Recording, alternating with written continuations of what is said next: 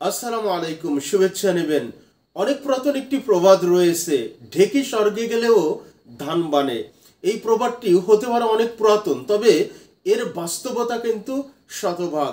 মানুষের অভ্যাস, মানুষের চরিত্র, সেটি যদি একবার নষ্ট হয়ে যায়, আর সেই নষ্ট চরিত্রের মানুষ নষ্ট চরিত্র নিয়ে দিনের পর দিন, মাসের পর মাস, বছরের পর বছর অপ্রতিরোধ্যভাবে চলতে থাকে, তাহলে সেই নষ্ট চরিত্রের মানুষ ভালো হয়ে যাবে, এই আশা ক্ষীণ থেকে ক্ষীণতর হতে থাকে। দৈনিক মানব জমিন খুবই গুরুত্বপূর্ণ একটি সংবাদ প্রকাশ করেছে, এবং দৈনিক মানব জমিন ছাড়াও আরও একাধিক পত্রিকা তাদের অনলাইনে এই সংবাদটি প্রকাশ করেছে।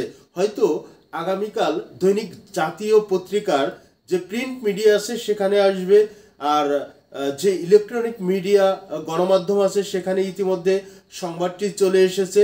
আমি আপনাদের সাথে শেয়ার করছি এই যে কথাগুলো আপনাদের সাথে আমি বললাম, এরই ধারাবাহিকতায় খুবই গুরুত্বপূর্ণ সংবাদটি। চলুন কন্টিনিউ করি। দৈনিক মানব জমিনে প্রকাশিত সংবাদে বলা হচ্ছে, শিলংয়ে ধর্ষণে অভিযুক্ত সিলেট আওয়ামী লীগের 6 জন নেতা, তার মধ্যে গ্রেপ্তার হয়েছেন 4 জন। শিলংয়ে 6 জনের ধর্ষণের অভিযুক্ত 4 জনকে গ্রেপ্তার করেছে পুলিশ। ভারতে পালিয়ে এসে আশ্রয় নিয়েছিলেন বাংলাদেশ আওয়ামী লীগের 6 নেতা। মেঘালয়ের রাজধানী শিলংয়ে একটি আবাসিক হোটেলে থাকাকালীন তারা ধর্ষণের ঘটনা ঘটিয়েছেন। পুলিশের কাছে এ নিয়ে অভিযোগ জানিয়েছিলেন ভুক্তভোগী। এরপর তারা কলকাতায় পালিয়ে এসে নিউ টাউনের একটি ফ্ল্যাটে উঠেছিলেন। বাংলাদেশ থেকে পালিয়ে তারা শিলংয়ে অবস্থান করছিলেন, আর যেখানে অবস্থান করেছিলেন সেখানেই একজন তরুণীকে তারা ধর্ষণ করে পালিয়ে কলকাতার নিউ টাউনে এসেছিলেন।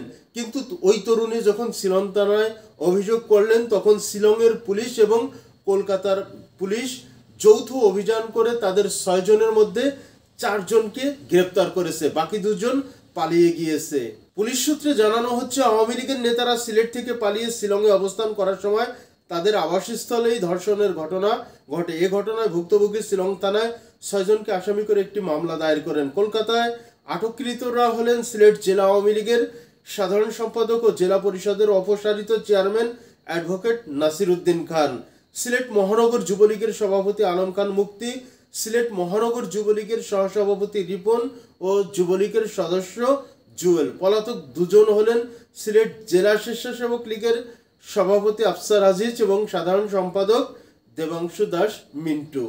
এদের থেকে, এই ঘটনা থেকে আমরা কি বুঝতে পারি? মানুষের অভ্যাস, মানুষের চরিত্র নষ্ট হয়ে গেছে। সেই নষ্ট চরিত্র নিয়ে যখন অপ্রতিরোধ্যভাবে দিনের পর দিন, মাসের পর মাস, বছরের পর বছর চলতে থাকে, তাহলে সেই ব্যক্তি, তাদের অভ্যাস, তাদের চরিত্র ভালো হওয়ার সম্ভাবনা ক্ষীণ থেকে ক্ষীণতর হতে থাকে।